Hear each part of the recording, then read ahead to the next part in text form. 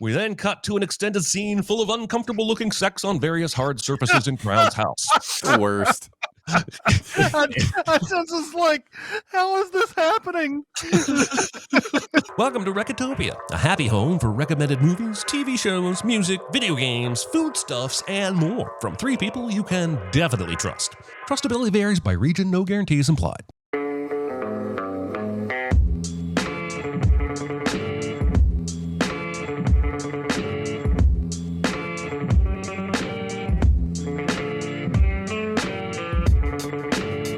And now, here are your hosts, Chris Atkinson, Jeremy Scott, and Aaron Dicer. Soon you'll know everything about me. There are things we don't know. Like what? Like why? Were you bored? Acquisitions and mergers looking a little stodgy. Is it more fun getting it than keeping it? And is this the fun part for you? How do you mean? It's not about the money. You like the chase. Hello, everybody. It's Recotopia, episode 111. 3 1s. Tres unos. Tres unos. 1-1. Triple snake 1-1. eyes. Yes, triple 1-1. snake eyes. Something like that. Yes, 1-1. 1-1. 1-1. Today's big recommend is the Thomas Crown Affair from 1999. Sorry, Steve McQueen fans. I'm Chris Atkinson. I'm joined by Aaron Dicer. Oh, hey there. Didn't see you. And joined by Jeremy Scott. Tres unos. That's right. Tres unos. I can't wait to market that beer. That'll be amazing. All right. And also would like to acknowledge the chat coming out here to watch us talk about movies on a Tuesday. Thank you so much for coming out. Does anybody have any small recommends? It's no big deal. Itty bitty living space. It's so small and light. It's small, it's tiny, it's petite, it's wee. I'll go first. I have had a journey. A change of opinion on a film. And it's The Last Duel from 2021. Yes. Yes. With Ben Affleck and Matt Damon and Adam Driver and Jodie Comer. Yeah. It is on Hulu right now if you would like to peruse this film. I am not entirely sure. I can't really put my finger on why, but when I saw this back in 2021, I did not have a great time. And I think a lot of it was that I was trying to cram award-likely films in a small amount of time. And so I think I get tired mentally sometimes when I do that. And so I wrote it off as just a poor Rashomon imitation. And it's certainly a take on that kind of a thing. I saw this film again last week and really changed my opinion on it. Trigger warning, the whole film conflict revolves around a sexual assault, a rape. And I appreciate that the film does not make that scene graphic. What it does basically is it shows us these events in France in the 1400s from three different perspectives. Matt Damon's, Jodie Comer's, and Adam Driver's. Jodie Comer believes she was raped. Adam Driver believes it was consensual. Matt Damon believes his wife and calls for a duel. I think this movie has a lot to say about men and how we treat women and have historically treated women, but also how highly we value ourselves above all else. All three of the male leads, Affleck included, nobody looks good here. All of these people are terrible people, and I think that's by design. But also, that final duel between these two men is one of the most brutal battle-like sequences, and it goes on a lot longer than I was expecting. I was really impressed. This is a good reminder to me to go back to films that I didn't enjoy as much the first time because for whatever reason, I may not have seen everything that I would see now. So Affleck and Damon wrote this film. Ridley Scott directed it. I just think, nobody really talks about it. And I was one of those people until last week, and now I'm going to talk about it. So there you go. Yeah, I love The Last Duel. And I can't believe this movie, that House of Gucci was the one that everybody wanted to give nominations to out of the Ridley Scott movies in 2021, and not this one. But this one didn't do anything. No, it didn't count. It was a tremendous bomb when it came out, but everybody who's watched it since seems to really, really like it and everything. The only thing about this movie that I thought was weird was that I think Adam Driver's relay of the events is like doesn't make him look good whatsoever. It's if I recall, like it's if you're going to do a Rashomon thing where I didn't do anything, well, his relay of the events basically says, yeah, I did it or whatever. It's kind of weird. So I don't know if that, I guess that was, I mean, I'm sure that's on purpose, but that was weird to me. I think there's an arrogance to his version of the events. I think that's what it is like, yes, this is what happened. Now, it's not the same as we eventually see from her perspective, but his version of events is to show like, I'm entitled. This is an entitlement thing. Like I'm entitled to this, kind of thing. And it's what I loved most about the movie. Even aside from some really fun, great performances. You mentioned that the Last Duel, the titular Last Duel is pretty amazing. But I love that this is not just Rashomon. It's Rashomon that says, some perspectives should hold more weight than others. It's like it has that thing where it's like there is a right answer here, kind of idea, in what I'm showing you. And I found that really fascinating and interesting and thought provoking. So yeah, it's good stuff. Speaking of thought-provoking, I'll go next. My thoughts have been provoked by Civil War, Alex Garland's new movie, as my thoughts are often provoked by Mr. Garland. I have very much enjoyed most of his stuff. I've found worth and value in all of his stuff. Yes, even Men. But Devs, the TV show Devs, I thought was absolutely great. Ex Machina, everybody loves for good reasons. It's phenomenal. Annihilation, I love that movie. This is maybe the most quote unquote accessible thing that he's ever done, in that it really is a pretty straightforward story of a world that is at war here in America. And it follows these journalists as they are trying to get the biggest story. Photojournalists, as they try to take these pictures to tell the truth about what's going on. One of the things I really enjoyed about this movie was it didn't feel to me that it was saying anything specific about our current, polarized political, state. Aside from that, this is the kind of thing that happens in those polarized states, but it wasn't saying like, oh, here is the side that I side with. It was more saying, here is how you keep the truth available to history. And I found it really, really fascinating. I think Kirsten Dunst is phenomenal in this film. I love her so much.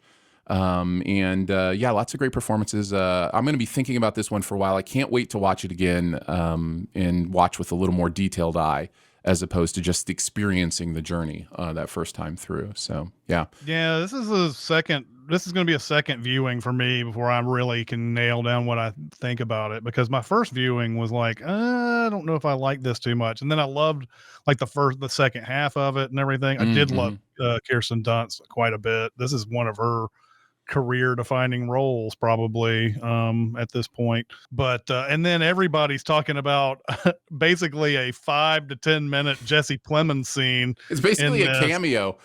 And it's funny, is it possible he might get one of those 5-minute Oscar nominations for his performance in this? He's really good.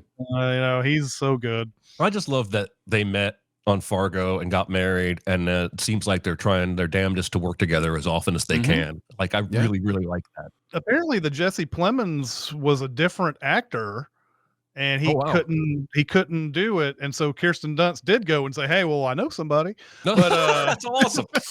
But it's funny, they have been in quite a bit since then and everything, like Power of the Dog and all that. So. Yeah. Mine is not as heady as you guys' are. Mine is a 1987 vampire movie called Near Dark, which was directed by Catherine Bigelow. And this came out the same year as Lost Boys and a lot of other vampire movies and things of that nature. The funny thing about this one is the association Catherine Bigelow has with James Cameron is so apparent in this movie because Lance Henriksen is in this, Bill Paxton's in this, Jeanette Goldstein, but it's a very, very simple vampire flick. It's basically, it follows a guy who he sees this pretty young woman. He's following her around. He's kind of a dick. He kind of deserves the things that happens to him in this movie, by the way. And she is a vampire. She bites him, and she does it in the way that turns him. So now she's inviting him into what is a family of vampires led by Lance Henriksen. And they all tell him, you need to actually drink somebody's blood or you're not one of us. And so that's one of the conflicts of the movie.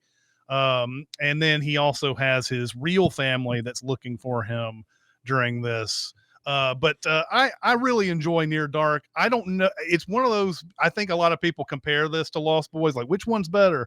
Lost Boys is like more bonkers than this movie. So if you like Lost Boys, if over this, it's mainly because of, how, I mean, there's no doubt Lost Boys is a little bit more fun than this movie is, I think. But I think Near Dark is like a better movie overall. It's so fun little vampire movie. If you guys ever want to go check it out, I saw it on Criterion over the weekend. So there you go.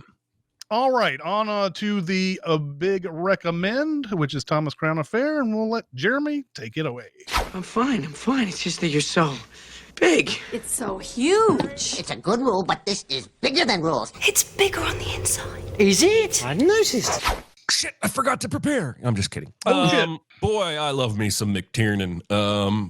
His films are not always perfect, but there's some quality to them that always entertains me. And this one is no different. We open on a therapy session where Thomas Crown is talking about women and trust and most of the themes of the movie we're about to watch. It's also notably the darkest therapy room I've ever seen in my life. Very, very mood lighting. And his therapist is Faye Dunaway, who played the Rene Russo role in the original film. We then see Crown getting out of his car in traffic to walk to the museum. He almost gets smashed flat by a large truck, which I think is meant to show that Crown is not superhuman and is capable of being surprised. He then enters the Met, but let's stop here and make sure everybody knows this is not the actual Met, even though it is. They go out of their way at the end of the film in the credits to let you know, hey, this was not the Met. They're not saying it was the Met. The Met security is awesome. We're not shaming them. But it's the Met. I'm just going to call it the Met and alternatively the museum. He then enters the Met to look at his favorite painting of haystacks. It's implied that he is a regular. The museum, I don't know if he's a guard or whatever he is, but he knows him, talks to him, comes every day apparently to look at these haystacks. He also pulls a croissant out of his briefcase and eats it, which I think is kind of a no-no. I feel like if I was in a museum and I pulled out a croissant and started eating it, somebody would be like, hey, what are you doing? Anyway, we then see him arrive at his office. He owns the entire building. Dun, dun, dun. He's super wealthy. And his secretary mentions that he forgot his briefcase. He says he left it here last night, which we know is a lie because we saw him take that croissant out of it in the museum. We then also start cutting to some footage of a large item being delivered to the Met. It's a horse, but they were expecting a sarcophagus. What do we do with that? I do love how McTiernan intercuts like these heisty guys in the museum with Crown's business dealings and kind of heisting in the boardroom, if you will. We see him signing a deal. The other men are cheering like they got one over on him. But then Crown says, how are you going to explain to your shareholders? You just paid me $30 million more than other firms were offering. Basically, we're learning that he is a ruthless, masterful, massively successful businessman in mergers and acquisitions. There are men inside the horse. They climb out with breathing tanks after sawing their way out of the horse, which was left in a random basement room. They cut through the wall and are somehow in this air conditioning room, and they basically take out the AC. Then they make their way into the employee locker room, put on employee outfits, and exit into the museum. acting like they belong. Crown then, at the end of his workday, after checking his watch a few times, returns to the Met with a briefcase. That's important. He is told the room he wants to enter is closed for cleaning by these fake museum employees. And he sets down his briefcase, checks his watch, and then walks away without picking his briefcase up. He goes back to the guy he spoke with earlier who works at the museum and says, they got that place closed for cleaning. I can't look at my haystacks. And the guy's like, "Oh, go check it out."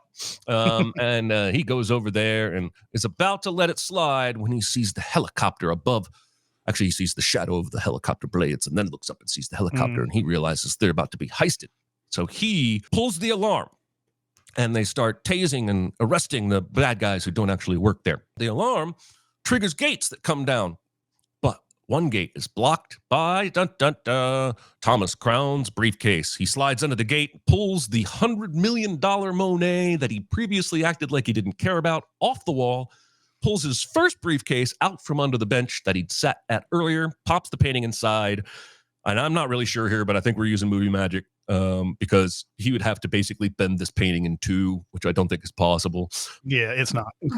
It's weird. I thought, yeah, he had some sort of thing that like broke the frame and then bent it in two or whatever. But when he takes it out later, it's complete and whole. I was flummoxed. It's just it's a choice they made to just not deal with the physics of that situation. It's even in the trivia that talks about McTiernan knew that this briefcase wouldn't work, and so they basically puts the painting in and then cuts away before he closes it. He waltzes out of the building after that. Somehow, no one sees him crawl back out under the gate, even though there's a mass of people walking through that hallway. But again, whatever, movie magic. At home, we see his amazing lifestyle, and he pulls the painting out of the briefcase, puts it up in a secret nook he has in his study, and admires it over a glass of wine and says, "Oh yeah." Back at the Met, we meet the two lead detectives on the case, Dennis Leary's McCann and Frankie Faison's Peretti. I actually really enjoy the interplay between these two guys. And it's a subdued Dennis Leary, which is always fun because a lot of people cast Dennis Leary to be over the top Dennis Leary. Yeah. He has one of my favorite line readings in this whole movie, but we'll get to that. They're talking through the events of the robbery when Rene Russo's Catherine Banning inserts herself into the discourse, explaining that she works for the people who have insured this painting. We get a brief scene of Crown being stubborn, gambling on a golf course, and the scene seems designed only to teach us that Pierce Brosnan looks awkward as hell swinging a golf club. While checking the cameras, the police discover the briefcase under the bench before the robbery. At a lineup that has the actual culprits who have been apprehended, Crown himself serves as a witness and IDs one of the men. It's clear, though, at this moment that Banning has some kind of a hunch about Crown. Banning convinces the cops to let her interrogate one of the robbery suspects, in German, mind you, and I like the choice here. Again, McTiernan does a lot of cool stuff with language. I like the choice here not to tell us what they're saying. We don't get any subtitles here. All we need to know is conveyed through the body language and the actions. And she gets out of him that it was a prearranged job. They don't know who had hired them. While guzzling from an obviously empty Pepsi One can, Banning explains that the mastermind of the robbery will not sell the painting because he loves it too much. She searches the computer for people recently bidding on Monet works and finds Thomas Crown's name. And now her hunch has a little more teeth. She starts watching him. First, at a catamaran race that should put off any sane person from catamaran racing forever. Crown also donates one of his own collected paintings, a Pissarro, to the Met to put in the Monet spot until the Monet is returned because he's a philanthropist. He loves art. At the reception for that, Banning introduces herself to Crown and basically flat out states she thinks he took the Monet. His response is to ask her out to dinner, and she accepts. McCann, this is Dennis Leary, somehow gets some kind of a warrant to search Crown's home, but then they're apparently turned away because Crown's lawyer is there. Yeah, I didn't get that. The movie doesn't truly explain what's going on there because he does say this is a warrant, but then they leave all frustrated right away. And they haven't been able to search the home. Money can buy genius lawyers who can work their way around a warrant. That's what we're supposed to believe, I think. By the way, does Ben Gazzara say one word in this movie? That's the lawyer, right? I don't think he says one word in that scene. Yeah. So no. They leave frustrated, but on their date, Banning steals his keys and a copy of his key is made. Now, I saw in the trivia that this key is a special kind of key. I didn't know this before yesterday. And apparently it's not possible to copy that key the way the movie suggests. It has a special kind of deep groove that is uncopyable. But again, movie magic, they copy the key. At dinner, Banning and Crown take turns proving how much they know about each other. The next day, when the house is empty, Banning and her team break in to search for clues. Banning is very smart. She guesses that there's a secret compartment and then guesses that there is a button on the desk to open it. And she finds the missing Monet. Dun, dun, dun. She brings it into the police station with lots of fanfare, only to have the expert determine it's a ghost. It is a fake painted on top of dogs playing poker. This pisses her off immensely, and she immediately goes to a ball that Crown is at. Crown is dancing with a blonde girl, but she cuts in and confronts him about the fake Monet. Through the power of sexy dancing, Banning and Crown become less angry at each other and much more horny. He asks her if she wants to dance or if she wants to dance, and she kisses him. We then cut to an extended scene full of uncomfortable-looking sex on various hard surfaces in Crown's house. The worst. I just was like, how is this happening? In the morning, Paul, his butler, brings breakfast, which includes the gross, mysterious green beverage that Banning likes to drink.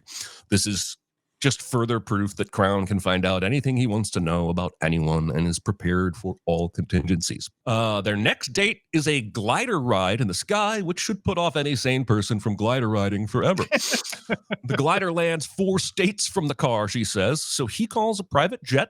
And I love how the movie just makes that magic. Like, in reality, he called a private jet and they sat around twiddling their thumbs for like 4 hours. But anyway, the jet shows up, and then instead of taking them back to NYC, it takes them to Martinique. While they're deplaning, one of the items taken off the plane is a crate about the size of the stolen Monet, and she notices it.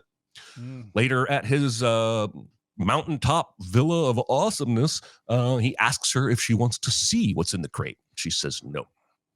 Then later on, near the end of dinner, he asks her again, and she says no. And eventually she gets up and puts the painting on the fire. And Crown doesn't react at all. She finally breaks and asks, what is it? And he says it was a nice little Renoir. The next morning, she wakes up and hears Crown talking to strangers on the balcony and decides to go for a topless sunbathe. Later, she tells him that she thought they were bankers and that he's getting ready to run. He suggests bribing her. And then they have sex all night long, but at least this time they use the bed. Yes. When Banning returns to the police back in New York City, they show her photos of Crown with the blonde from the ball, and Banning is visibly shaken and jealous. She gives McCann photos of the borders of the stolen Monet, which she says a forger would not have access to what was on the borders unless they were in the presence of the original painting. The implication is check these against that fake Monet on top of dogs playing poker, and if they match, then the real one was in the same room as the fake one. At dinner, Crown gives her a seriously expensive necklace, but she's distracted. He can tell, and in the car, he just brings up Anna, who was the girl in the photos. But because this is a movie, they don't hash out the truth like adults, and she gets out of the car and tries to storm off.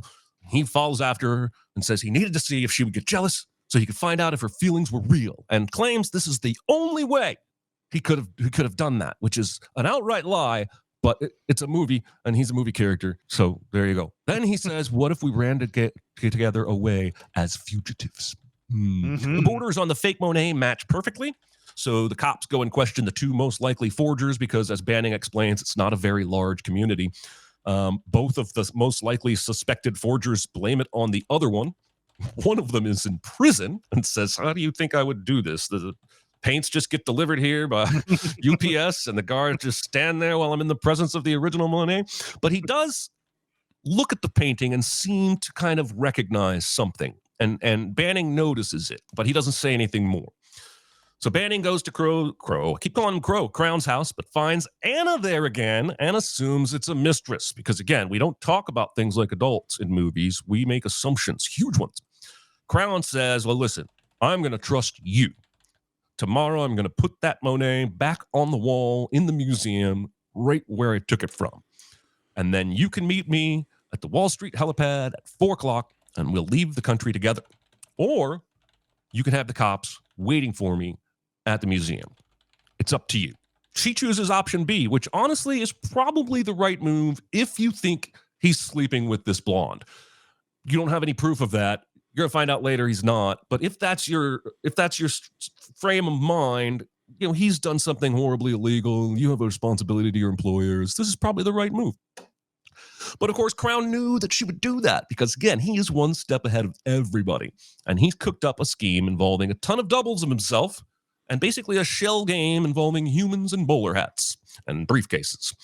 Before it kicks off, Banning learns that Anna is the forger's daughter and the forger of the fake Monet. And she realizes that she shouldn't have turned him in, but it's too late. As the antics continue on the security monitors and hilarity ensues, Banning finally gives in and just starts laughing at the absurdity of everything. Crown then throws smoke bombs into the impressionist room and pulls the fire alarm, and we see protective metal walls fold out to cover up all the paintings, except the one that Crown had donated due to pencils jammed in the grooves. And the sprinklers turn on to put out the fire and wash away the painting that Crown had donated, to reveal that the original stolen Monet is underneath it, right in the spot it had been stolen from. When the walls roll back, we see that another painting has gone missing. It is the one Banning had said earlier in the film she liked the best in the room, and he had playfully offered to get it for her. And with that, Banning races to the heliport. But instead of Crown, she finds a man in a bowler hat with a case. He gives it to her, and it's the painting. Dejected, thinking that she's been left behind, she goes to the airport by herself. She asks the gate worker to return what's in the case to the police and boards the plane. And then, as she takes off from New York City, she finally starts letting herself feel the emotions, and she starts to cry. A hand reaches up from behind her and offers her a handkerchief. She turns around, and of course, it's Crown, and she angry kisses him and then says, "You pull another stunt like that, I'll break both your arms." And then we go to credits. That is The Thomas Crown Affair, 1999. How did you guys feel about it this time through? First off, let's shout out Mark Margolis, who was playing the forger in that scene. Tio Salamanca himself was in that. Nice. And people are bringing up the part about the ending. Like, how did he steal that painting? You know, one thing about stealing the painting is that nobody cares about that painting. So it's it might be a thing where he just ripped it off the wall and nobody gave a shit because the haystacks don't matter, or the Rene Russo one, the one that she wanted doesn't matter. I was wondering if we think Thomas Crown is the kind of person who would go to therapy. I'm not questioning him going to therapy, but is he the kind of guy that just kind of does that?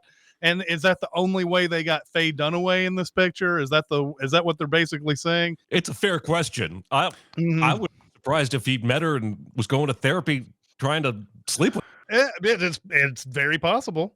I think they use the therapy to create a possibility that Thomas Crown is a different kind of person than every single action he makes the entirety of the rest of the movie indicates that he is. They use it to soften him, in my opinion. So yeah. Okay. I was basically just adding this to the large. Well, I guess I don't know if it's large, but there's, in 1999 we had Sopranos came out and Analyze This came out, and that was a whole big thing. Like, oh, look at that, gangsters going to therapy. Isn't that weird and quirky? It's funny to me. I think we're supposed to root for Thomas Crown, but he's kind of a dick. He's the worst. The movie plainly shows he is a true dick of a businessman, and it's really shown through the people he has conducting business with him. They're ruthless people. And I think it's an interesting aspect that they portray him negatively. He's not a good guy, but you're still going to root for him because he's Pierce Brosnan. He's James Bond at this point. Yep. So it was kind of an interesting thing to see that. It's one of my first thoughts is like he is a gaslighter. He is a narcissist. He is all the things you associate with the rich person who just toys with people, because they have the money to do so. So I noticed that as well. But you guys are forgetting how sexy he is.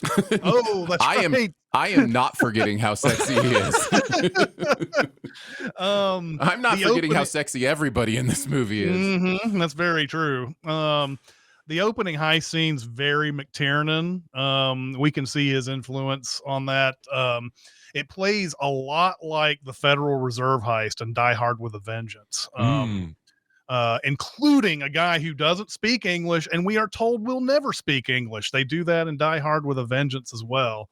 McTiernan always seems to have to put something. You mentioned it lightly there, Jeremy, but he always seems to do something with languages in his movies, and I guess that's sort of a trademark of his. I talked about the painting not fitting the briefcase. By the way, it seemed like I was just sinning this movie when I was noting it at first. And someone in the chat brought this up too, about him getting almost run over by the garbage truck at the beginning. There's a car sitting right there in front. What is this guy speeding towards anyway? And then after the exchange, and he holds up his briefcase and everything, dude goes zooming off. There's no way where to zoom off. So I didn't understand when they were looking at the video and they saw that the briefcase was the third leg on the bench, why they didn't go back further to show who put the briefcase under the bench. Yeah. And I rewound this a couple of times to see if there was a reason for it. And no, the only reasons why they don't want to watch certain things in the future is because it's too hot and the sensors don't pick up the people versus the walls or whatever. But anything before that, like, why wouldn't they want to know who put that underneath? That could have just solved the case right there to me. I guess there would be no movie if that happened. So the relationship between Crown and his so-called daughter is a little bit more romantic than it should be. I agree. I know that they're trying to make it seem like, that's a young lover that he's taken or whatever, but there's a point where she's sitting on his bed in like not lingerie, but it just seems like she's been in his bed for a while and all that. You saying something, Aaron? No. I was just curious. Did you say it's not his daughter? It's the forger. It's the forger's daughter. No, he's the guardian. He's the guardian. He became her guardian. Oh, I see. He's her guardian. Okay, so all right. Yeah. It's basically they his have daughter. A father-daughter relationship, is what? Yes. Okay, that's all I need clarified. Yeah. I know that it's supposed to be to make Rene Russo all jealous and everything, but I'm shocked that it's this close. They're dancing close together. She's sitting in his bed and all this stuff. I know that these are all circumstantial things, but that stuff that you'd feel like a daughter figure wouldn't be doing at all. I'm also surprised these detectives didn't find this earlier. Like, that was something they easily found, was that he was the guardian of this girl or whatever. Again, maybe there's not a movie. I think he even says right under our noses or something like that. Yeah. He says something like that. Yeah. And we talked about that sex that Russo and Brosnan have, the fucking stairs, man, on books. The love fest between her and Brosnan bring this movie down for me. Now, I like this movie, and I like it better than the 1968 version. I like it a lot better than the 1968 version. But that romantic thing going back and forth, it just weighs it down. We have all this fun stuff with the art and the stealing and the, and the heist and everything. And it's like now you got this big, long romantic subplot that really kind of weighs it down, I think.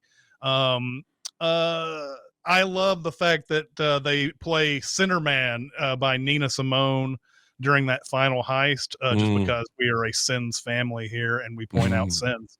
It also drives the action. That piece of music is perfect. Yeah, it's so good. And then final note about the movie before I get into a couple of trivia moments, but I love how at the end of it, Rene Russo is like, "Did you set this up?" and jumps over the seat, tackles Pierce Brosnan, and they're like making out. And the flight attendant's like, the first thing she can come up with is the seatbelt thing is on. That's like the last thing that I would be worried about is the seatbelt. And then she's like, Okay, they're lovers. Okay, that's fine. They can fuck here. That doesn't matter. Oh, you're going to kiss? Well, then forget the seatbelt. Exactly. Don't worry about it. But I saw a couple of things in the trivia that I thought was fun. This is in the IMDb trivia. In the scene where Thomas Crown is dancing at the party, his tie is untied on his tux and the top button's unbuttoned. This is because at the time, Pierce Brosnan was under contract to play James Bond, and a rumored stipulation of that contract was that he could not wear a tuxedo in any non-James Bond movies. Additionally, note the tie in this film is white, and James Bond, he's usually wearing a black or dark bow tie. Just a rumor, but I think that's kind of fun. And then the idea of unusual heat in a museum rendering thermal cameras useless came from John McTiernan's Predator. In that movie, McTiernan thermal cameras began to fail when the jungle temperature broke 90 degrees Fahrenheit. So I thought that was a kind of awesome, cool There's thing. So many cool things in the trivia for this. Is one of the coolest trivia read-throughs that I've had for this show. Like the green muscle car that he drives on Martinique, that's actually James McTiernan's car. When they land the glider, there's a tractor and a farmer behind them. That's actually James McTiernan's tractor. Like he owns that tractor. And I love the idea that they're making a movie. Hey, we need a tractor. There's probably one within a 5-mile radius. No, hang on. I've got one in my barn. 5 states away. I'm going to have it trucked here. We're going to save money. I don't know. I don't even know if that saves money, but yeah, there's a lot of cool trivia like that. Yep. It is a testament to the talent of McTiernan that I come out of this movie having a good time. Because there's a lot of nonsense in this movie. And what do you mean? I will explain. There are some foundational things that really get under my skin with movies like this. One of them is the portrayal of the Rene Russo character. I have a real problem with that character. It is portrayed in this way that the Banning is always one step behind. If Banning is supposed to be a cat and mouse person with him, the movie does not do a good job of elevating her to his level. He has her at every step of the way. He toys with her. He gaslights her. When she does the keys, we're supposed to believe she has one up on him. She does not. He knows exactly what's going on. He's replaced the painting with the dogs, in poker behind it. He was so far ahead of her that he had time to commission dogs in poker covered by the Monet. Like, that's how far ahead he is of her. And by the way, I don't think that is the dogs playing poker famous one. There's a series. No, there's a series of them, and I can't remember what this one is called, but it's not the famous. I think it's also impressive that he put that painting back within 2 days. So his forger daughter, she perfectly copied a Monet in 48 hours. No, less than that. He had to frame it. Like, I just think that's wild. Yeah. Yep. She early on says, "Do you think I'm the kind of woman that would sleep with a man that I'm investigating?" And I'm going, I hope not. That seems like a terrible, being terrible at your job. But she is that kind of woman. And she even says something later where it's like, I hate being, what's the word she used? I should have written it down. A foregone conclusion. A foregone conclusion. I hate being a foregone conclusion. Like, the movie takes steps to diminish her, like, through this entire movie, because it is playing into the idea of this very suave man who will woo her and, have her by the end. Like, she is the painting to him. She is the setup. He is going to woo her and have her by the end. It does not feel to me to be a back and forth kind of relationship. It feels to me to be kind of that classic idea of this is the man's role in the relationship. This is the woman's. The man woos, chases, and the woman is subdued. And that's, what the movie does. That in itself is just, whatever, if that's the story. But the movie wants it to be different than that. Like, the movie wants her to be his equal. It's like how it's setting it up. And it never felt that way to me. The only scene I think tries to do that, and I'm not going to say it succeeds, is when she first introduces herself to him. He's clearly caught off guard, but that's it. You're absolutely right in that it does not put them on equal footing. He even uses her petty jealousy against her at one point. I think we've talked about this too. Like, she is immediately jealous like super jealous. And so jealous, she gives up something she was hiding because maybe she had feelings for him, but now she's jealous, so she's going to give it up. Like, it's a really interesting portrayal. It's perhaps because I've seen so many Oceans movies at this point that I expected him to be like, well, I knew when I stole this painting that this group had it insured and they'd send you out, and I've done all my homework on you and I know everything about you and I knew all this was going to happen. I was expecting all of that, you know? Yeah. Also, let me ask you this. Sure.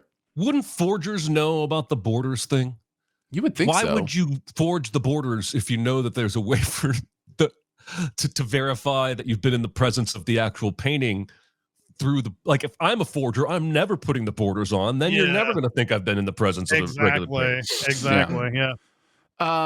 The other things, and Chris, you mentioned a lot of the sins type stuff, and there's a lot. I mean, we would destroy this movie if we sin this. There's much in those. I had to stop myself a couple times. There is so much there, so I won't go into detail on that. The only other thing I will mention on this level is the Dennis Leary character, who, by the way, I love. I think it might be my favorite character in the movie, and there's something so weird about how he changes his tune at the end, and I've been trying to figure it out. Like, the whole time he's given her grief about, breaking the law and, doing these things, and at the end he's like, what do I care about what rich people do? I'm just like, wait, when did you shift? The movie didn't show me this big shift in your heart. Like, what moment did you have that changed your whole tune on this thing? That was interesting to me too. By the way, go ahead.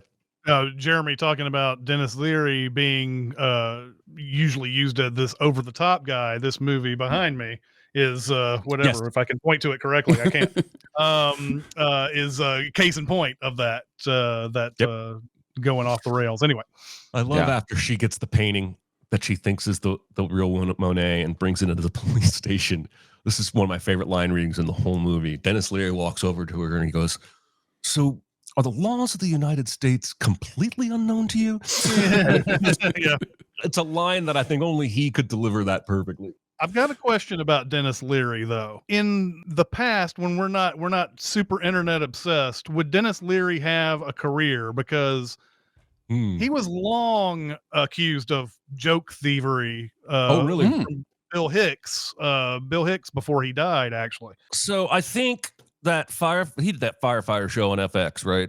Rescue Me, is that what it was called? I think that show did a lot to rehab whatever rough edges he had on his image. And then I don't want to talk out of my ass, but I feel like he has done some charitable cause related things with regard to that show and firefighters and first responders. I could be talking out of my ass.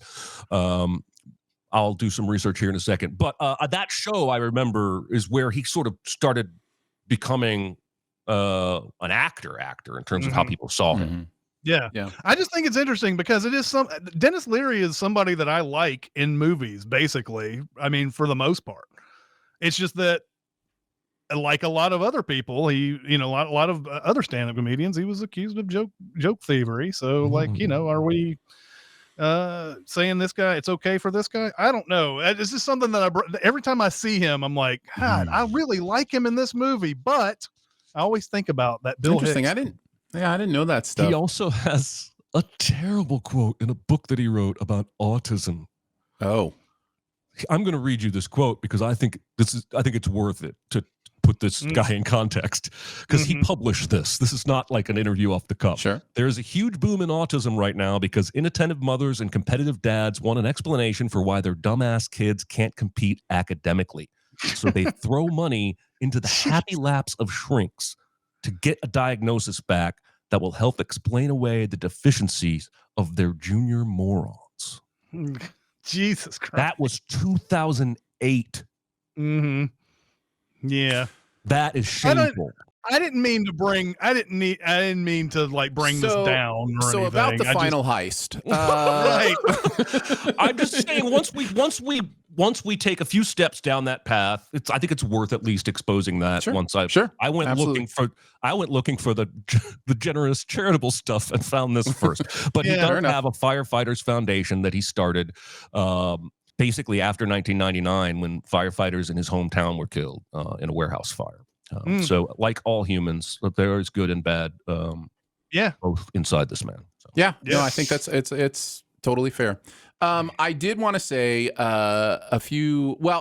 one more kind of nitpicky, although I think it's a big one for me. Can someone explain to me in that final heist why in a situation where they have a system designed to protect these paintings from water, he's like, I'll do watercolors on top of this expensive painting and then drench it in water to wash them off, as if that's not going to damage the painting in any way. At all.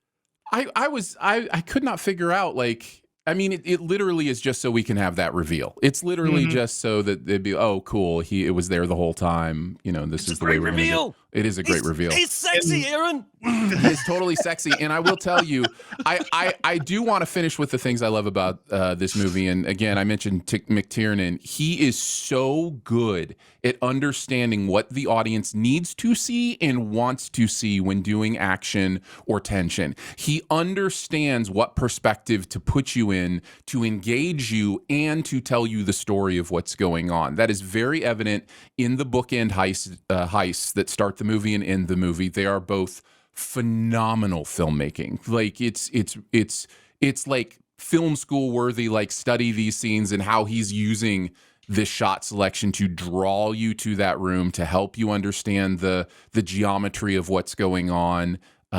There's a reason he does action so well. He really understands the visual aspects of it. And I love the Anna twist. I think the Anna twist is a great story twist. The twist that she is the forger's daughter and that, you know, she wasn't somebody he was in love with, that, you know, she is in many ways truly somebody that has been helping him. I think it's set up really well and paid off pretty well.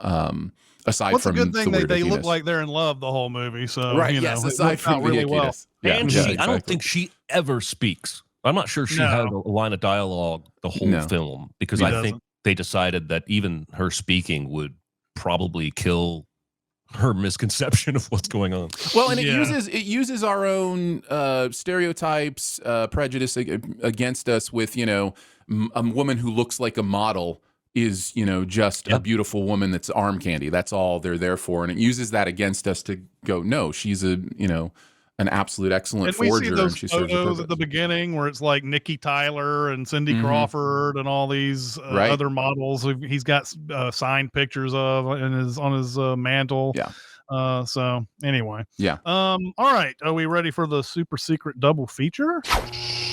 Be very, very quiet. Secret? What secret? Our dirty little secret. I tell you something I've never told anyone. I think we better be. All right. I didn't prep one. It's not my responsibility. I'm gonna go very, very obscure on this one. Okay. Jeremy loves his heist movies. So every time I watch a heist movie, I'm like, oh, here's another heist movie. This kind of, and I try to stay away from the other heist movies. But there is a movie from 1973 that I do not believe was released until 1976 by Orson Welles called F for Fake. Where he is talking about art forgers, and the movie is done in such a wild way. Like like the whole thing just seems like the whole thing is like Orson Welles right off the bat tells you he's a liar, he's a forger. He says this guy is a famous forger. The guy who wrote the biography about him is a forger. Everybody's forging everything, and it's a really if you're I don't know. It's one of those movies that some people are not going to be able to get through the first 10 minutes, but if you can, it's a really fascinating, like it's a documentary, but not told in a documentary way at all. It's told in a very like, you know, like a magician, told like a magician is telling a story the whole time. And so yeah, Jeremy, I don't know if this is a movie that seems right up your alley or not. I think after the first 5 or 10 minutes, you're going to be like, what the fuck is going on in this thing? But it is about art forgeries, and it's talking about like, you know, it is talking about how, you know, forgeries brought the rise of experts, and experts like are the ones that we rely on to say something is fake or real or not. And a lot of times they can't tell what's real or fake. So do we really rely on the experts? That type of thing. It's a lot of like stuff like that going on. So there's a great line in American Hustle where Christian Bale, they're in an art museum and he points at a painting and he says, "You see that painting? That's a fake." And the guy he's talking to is like, I think it's Bradley Cooper. He's like, "Get out of here. That's not a fake. They're like, it's like a $60 million painting." And he's like, "No, it's fake." Now, let me ask you this. Who's the real talent? The original painter or the forger who paints the thing that you can't tell the difference with? I thought that was just there. Exactly. My super secret double feature, man, the obvious one for me, and it became a little too obvious to even use, but the obvious one for me was Out of Sight.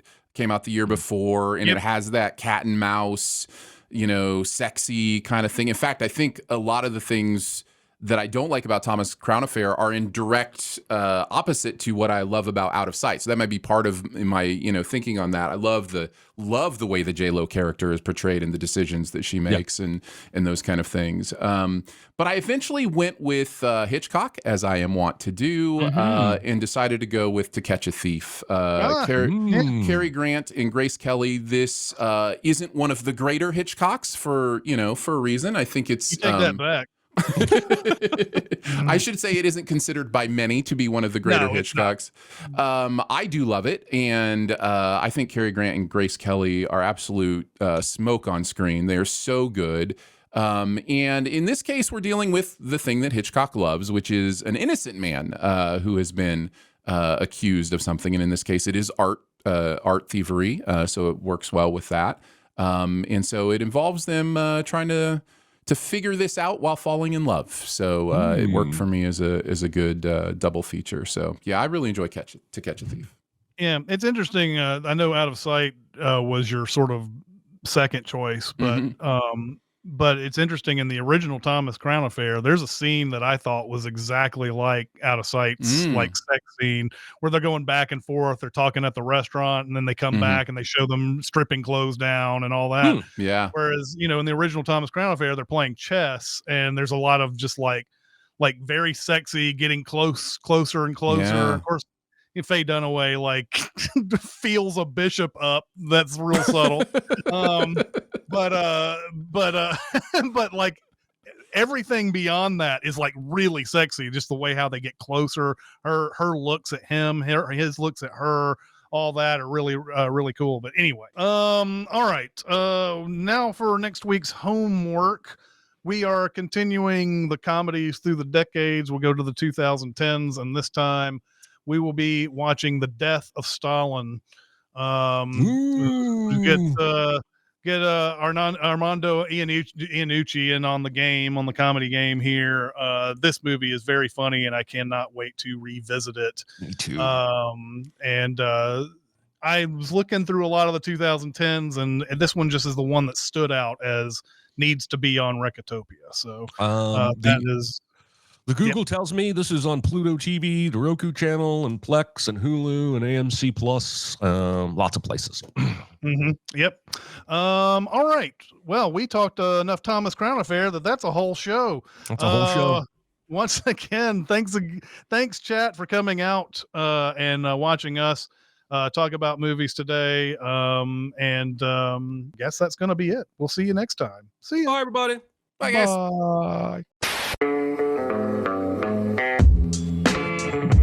Be a part of the live show by being a member of the Sin Club at Patreon at patreon.com/cinemasins. Chat with us on the Cinemasins Discord at discord.gg/cinemasins or Cinemasins Twitter at Cinemasins, and email any comments or questions to Recotopia at cinemasins.com. That's RECOTOPIA at cinemasins.com.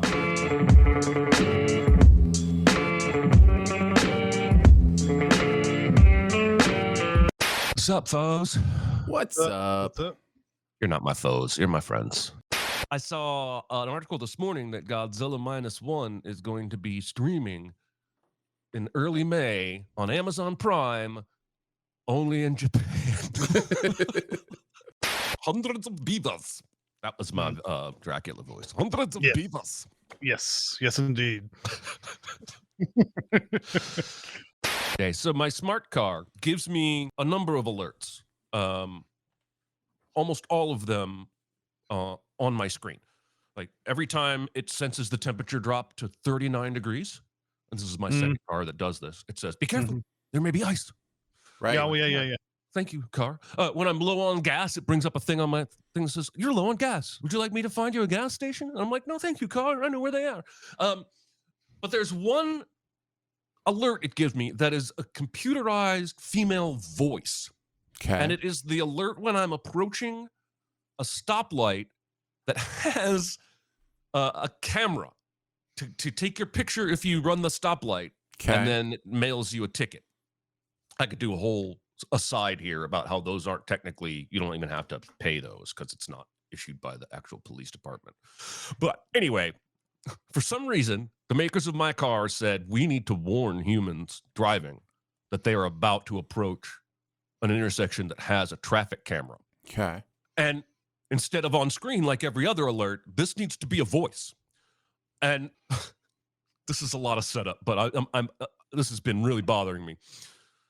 When I get about what looks to me a handful of blocks away from that light, that's when the voice comes on. And she'll say, "In 0.2 miles, traffic light camera ahead." Except every now and then, for reasons I cannot fathom, instead of 0.2 miles, she says, "In a 1/4 mile, traffic light camera ahead." And she says it at the exact same point in the road. So she's not, and yes, I'm making her an entity. She's not like measuring the distance and giving me 1/4 mile or 0.2 miles based on those distances. Right. She's just saying one of those two phrases. Why does she have metric and fractions? Like, is there a software wire that's crossed here, or am I insane? There's no reason that she should go back and forth between those two different measurements, right? I mean, unless it's programmed that way so that it feels a little more, extemporaneous, like that it's programmed so you're not hearing the exact same thing every time. Well, then why doesn't she say in 3/4 of a mile? It's always 0.2 or a 1/4 mile. That's it. Here's my theory. For the American customers, she's supposed to say in a 1/4 mile. For the Canadian customers, she's supposed to say in 0.2 miles. No, that would be kilometers. Shit. My theory's down the drain. I have no idea why she's doing this. And I, at first, I thought, when my wife had this brilliant idea, maybe it has to do with how fast you're going. And if you're going faster, she says 1/4 mile to give you slightly more time to react than 0.2 miles. But I've tested that. I've gone 35, I've gone 65, and it's not about what speed I'm going. So that is the greatest mystery in my life. It might be just when it is alerted to your distance, like maybe the time it takes to ping back how far away you are. I see. And it gets to a certain point, and it's like, oh, that's 0.2. No, that's a 1/4. That's the only thing I can think. It could be, because there's certainly at least some measure of time between the satellite and the car. It's kind of like, you watch a sporting event on cable, and if you watch it streaming, there's a difference between the two things. And it may not be the best analogy. I think radio is the best analogy, because radio gets way off. If you ever go to like Sirius XM and listen to a baseball team, it's like a minute away from the actual action. Whereas the MLB app, it's like faster than what's on TV. I'll never understand that. But but I get the sense that there's a lot of it's got to communicate, it's got to hit a certain thing. And what it's doing is it's constantly feeding out to a satellite, and the satellite's coming back with its information. And whenever that happens, that's when you get either the 0.2 or the 1/4. That's a good theory. I also would like to know why that is the single event that warrants a voice warning. Why can't the voice say, "Hey, you're out of gas. Would you like me to find you?" Why can't she speak then? In 20 miles, you'll be out of gas. Let me know. Sounds like you need to set up an interview with the software programmer for this car and really get down to the brass tacks. The actual answer, that may be what I have to do. I may have to actually make a documentary out of this. Maybe sounds good. You mentioned the, like watching baseball on 2 different devices, right? And like how sometimes one device will spoil the other one kind of thing.